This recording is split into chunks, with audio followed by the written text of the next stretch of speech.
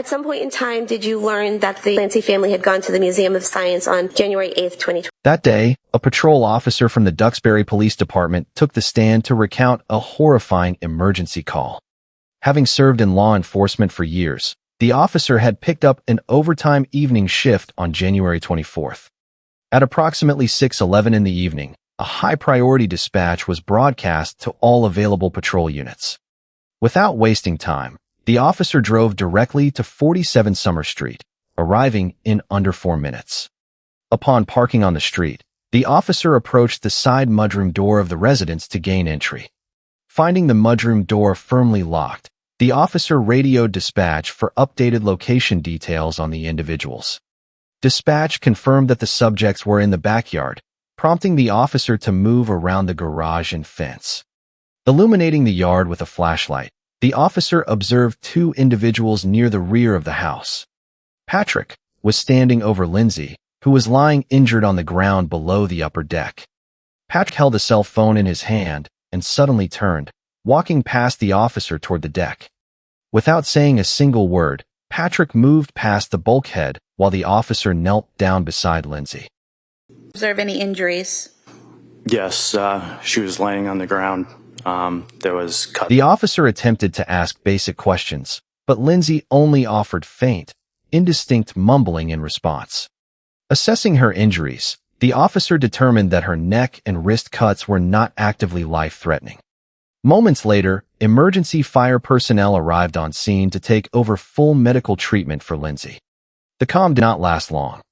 In the middle of the quiet, piercing screams suddenly echoed from deep inside the residence.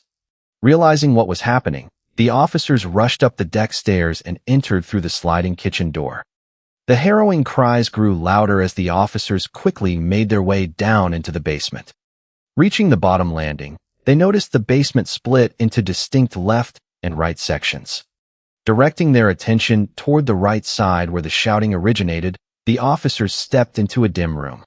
At that very moment, Patrick emerged from an adjoining back room in a state of absolute terror. He proceeded to head in our direction, leaving that room, and at that point he looked up and... No one was ready for what came next.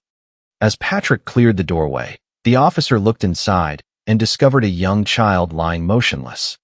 The child was later identified as Dawson, who was resting on his back beside a gym bag. His head was tilted to the right-hand side. Looked at him. Checking Dawson for a pulse, the officer tilted the child's head and spotted severe red ligature marks. Nearby on the floor, an exercise band was clearly visible next to the injured child. Without wasting time, the officer scooped Dawson up against his chest to carry him upstairs for urgent care. Shouting for fellow officers to clear the stairway, he sprinted through the kitchen and out the front entrance. An ambulance had just backed into the driveway, allowing the officer to place Dawson immediately onto a stretcher. Right after handing Dawson to medical personnel, the officer turned around and ran back inside the house. Remembering Patrick's frantic words about multiple children, the officer hurried back down into the basement. This time, the officer navigated toward the left side of the basement area to inspect the remaining rooms. There on the floor lay an older female child, while a young infant rested in the opposite corner. On the baby, and one was working on Cora. Communicated with them. Cora exhibited severe trauma similar to Dawson, displaying blue lips, pale skin, and dried blood around her mouth. A significant pool of blood was present on the basement floor directly beside where Cora lay. As blood seeped onto the officer's uniform, he carefully shifted Cora slightly to maintain proper chest compressions.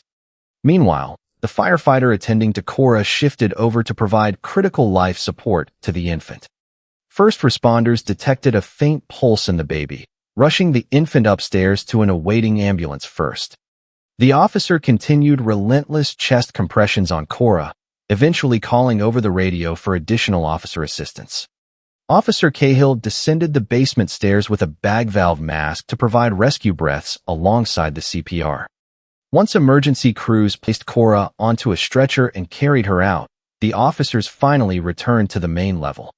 Inside the kitchen, The officers encountered Patrick standing in a state of sheer devastation and shock.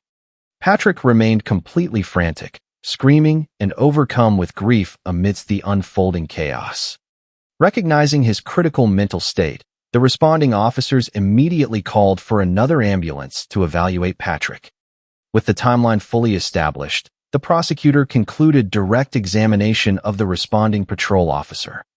The defense attorney was offered the opportunity to cross-examine the witness regarding the details of that evening. Defense counsel declined to ask any questions, leaving the officer's first-hand account entirely unchallenged on record.